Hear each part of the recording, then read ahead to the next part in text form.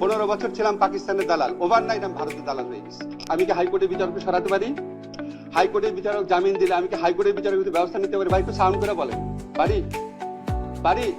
তাহলে হাইকোর্টের বিচারক যদি জামিন দেয়, হাইকোর্টের বিচারক যদি অন্যায়মূলক ভাবে জামিন দেয়, সেটা হাইকোর্টের বিচারকের দোষ। আর হাইকোর্টের বিচারকের নিয়ন্ত্রণকারী হচ্ছে প্রধান বিচারপতি। তাহলে প্রধান বিচারপতি হচ্ছে প্রশ্ন করবেন। আমাদের অন্তত 3-4 জন উপদেষ্টা বিভিন্ন সময় পদত্যাগ করতে চেয়েছে। আমরা যখন প্রত্যাশা করি, আমাদের এই বিপ্লব পরবর্তী সময়ে প্রত্যাশা ম্যানেজমেন্ট একটা বিশাল ব্যাপার হয়ে দাঁড়াইছে। আমি একটা ছোট্ট করে আপনাদের ঘটনা বলি। আজকে যে বাংলাদেশের ফুটবল টিম আছে, এই ফুটবল টিমকে যদি পৃথিবীর শ্রেষ্ঠ দুটা কোচের নাম বলি, ম্যানেজারের নাম বলি, একজন পেপ গার্ডিওলা আর একজন হচ্ছে জেনেদিন জিদান।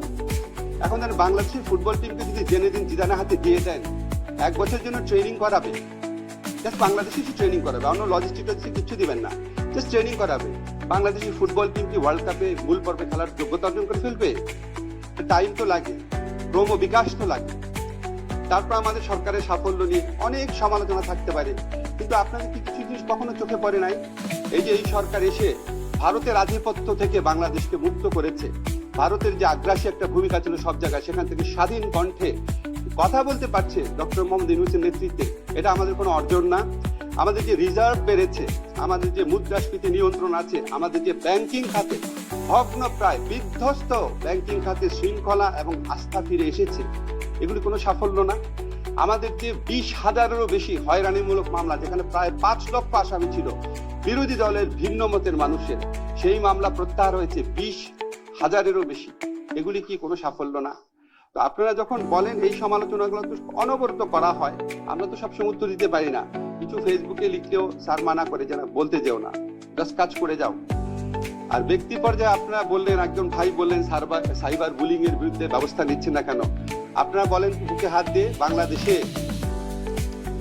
গত 16 মাসে সবচেয়ে বেশি সাইবার বুলিং কার এগেনস্টে হয়েছে? আমার এগেনস্টে হয়েছে। চ্যালেঞ্জ করে বললাম আপনাদের, আমার এগেনস্টে হয়েছে। প্রথম 4 মাসে আমার বন্ধুরা খুঁজে বের করেছে, শুধু 4টা ডেডিকেটেড ভিডিও করা হয়েছে আমার সমালোচনা করে। আমি 15 বছর ছিলাম পাকিস্তানের দালাল, ওভারনাইট আমি ভারতের দালাল হয়ে গেছি। আমার আমেরিকায় বাড়ি আছে, আমার পরিবার চলে গেছে অলরেডি আমেরিকায়। প্রকাশ্যে চ্যালেঞ্জ করে বলেছি আজকের থেকে 6 মাস আগে, একটা মানুষ আমেরিকায় বাড়ি থাকলে এটা ঠিকানা খুঁজে বের করা সম্ভব, আমেরিকাতে বাড়ি থাকলে অবশ্যই বের করা সম্ভব, এটা কার বাসা। ওপেন চ্যালেঞ্জ করেছি সমস্ত বাংলাদেশ, পৃথিবীতে যত বাঙালি সাংবাদিক ইউটিউবার আছে সবাইকে, খুঁজে বের করতে পারে নাই।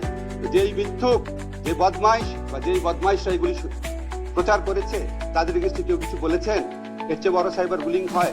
একটা মানুষ যার জীবনে সততা সবচেয়ে বড় অহংকার, তার বিরুদ্ধে এই ধরনের ক্যাম্পেইন করা। তারপরে আরেকটা স্পেসিফিক এক্সাম্পল দিই, দেখেন সমালোচনা কোন জায়গায় যায়। আমার পাশে বাংলাদেশের যে স্বনামধন্য আইনজীবী আছেন, যদি আমি ভুল করে থাকি, আরেকজন স্বনামধন্য আইনজীবী আছেন, ভাই বলেন, আমরা ভুল করে থাকলে বলেন, আপনিও আছেন, আমরা বলেন।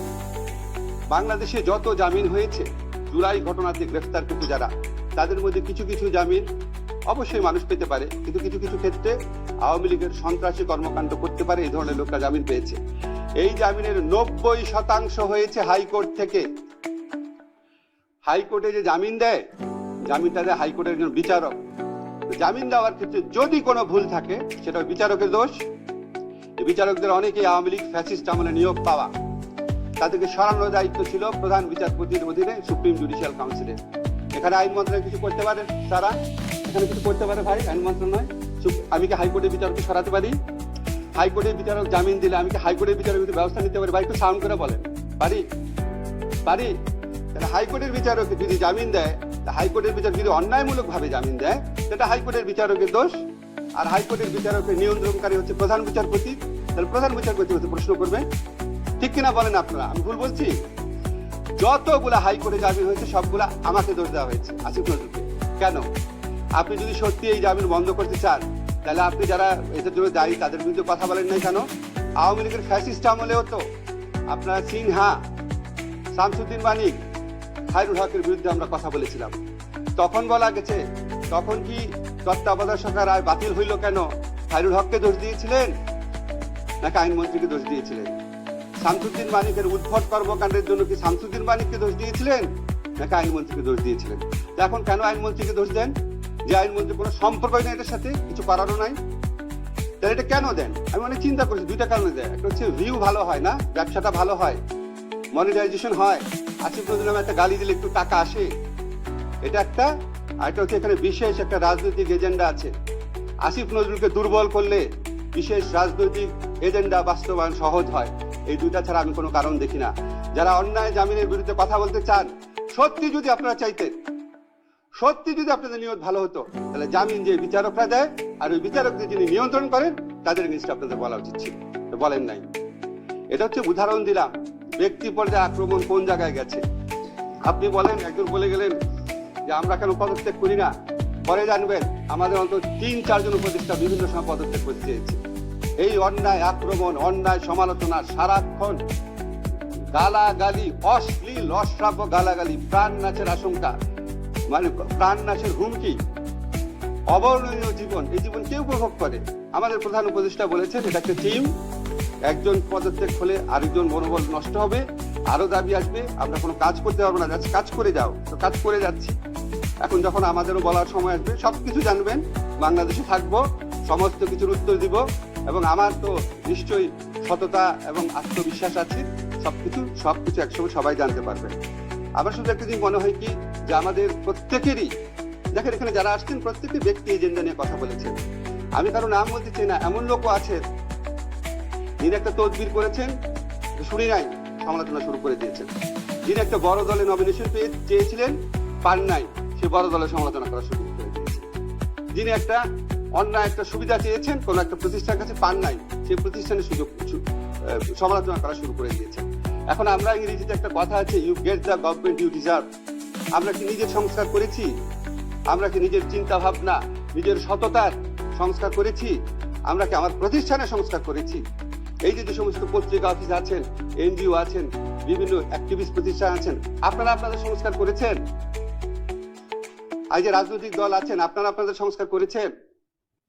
তো সব কোনো কিছু করবে না, সবাই হচ্ছে কি আমি একা সবাইকে দোষ দিব, সবাই সবাইকে দোষ দিবে।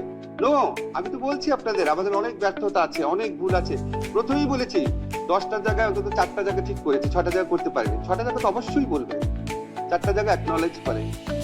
আমরা যদি পরমত সহিষ্ণু না হই, আমরা যদি বিবেকবান না হই, আমরা যদি সৎ না হই, আমাদের নিয়তের মধ্যে যদি সততা না থাকে, তাহলে কোনোদিন আমরা জাতি হিসেবে অগ্রসর হতে পারবো না। আপনি কিছু আইনি সংস্কার করে দিলেন, ম্যাজিক্যালি মানুষ ভালো হয়ে গেল, এটা পৃথিবীর কোথাও হয়েছে? একটা দেশ ইংল্যান্ড, ওখানে সংবিধানই নাই। আর আফ্রিকান যে কোনো দেশে দেখেন সংবিধান, কোনো হাজার হাজার ভালো আইন আছে। ওখানে কি বেটার গভর্নেন্স প্রতিষ্ঠিত হয়েছে? কাগজ দিয়ে বেটার গভর্নেন্স প্রতিষ্ঠিত হয়?